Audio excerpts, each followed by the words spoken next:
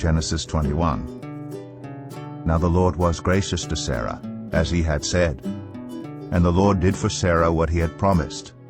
Sarah became pregnant and bore a son to Abraham in his old age, at the very time God had promised him. Abraham gave the name Isaac to the son Sarah bore him. When his son Isaac was 8 days old, Abraham circumcised him as God commanded him.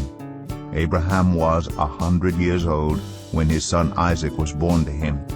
Sarah said, God has brought me laughter, and everyone who hears about this will laugh with me.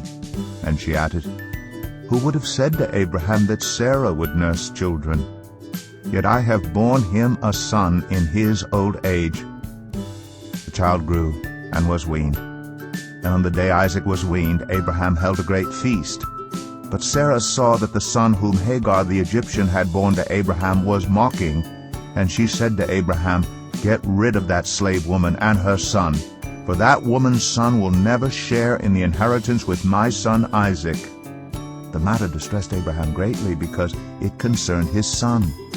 But God said to him, Do not be so distressed about the boy and your slave woman.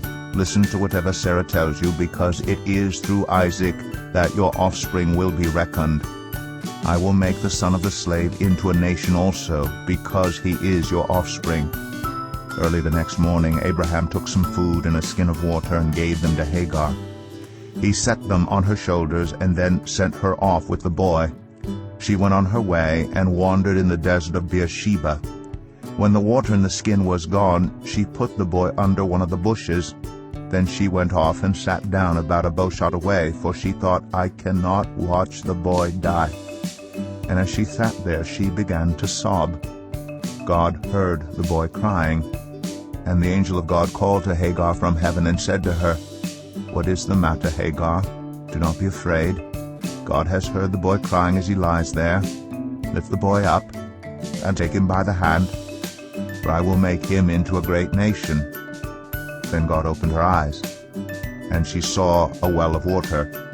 So she went and filled the skin with water and gave the boy a drink.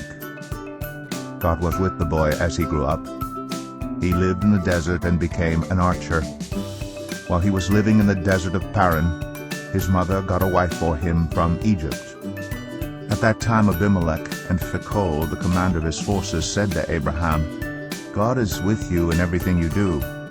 Now swear to me here before God that you will not deal falsely with me or my children or my descendants. Show to me in the country where you now reside as a foreigner the same kindness I have shown to you. Abraham said, I swear it. Then Abraham complained to Abimelech about a well of water that Abimelech's servants had seized. But Abimelech said, I don't know who has done this. You did not tell me, and I heard about it only today. So Abraham brought sheep and cattle and gave them to Abimelech, and the two men made a treaty. Abraham set apart 7 ewe lambs from the flock. And Abimelech asked Abraham, What is the meaning of these 7 ewe lambs you have set apart by themselves? He replied, Accept these 7 lambs from my hand as a witness that I dug this well. So that place was called Beersheba, because the 2 men swore an oath there. After the treaty had been made at Beersheba, Abimelech and Phicol, the commander of his forces, returned to the land of the Philistines. Abraham planted a tamarisk tree in Beersheba, and there he called on the name of the Lord, the eternal God. And Abraham stayed in the land of the Philistines for a long time.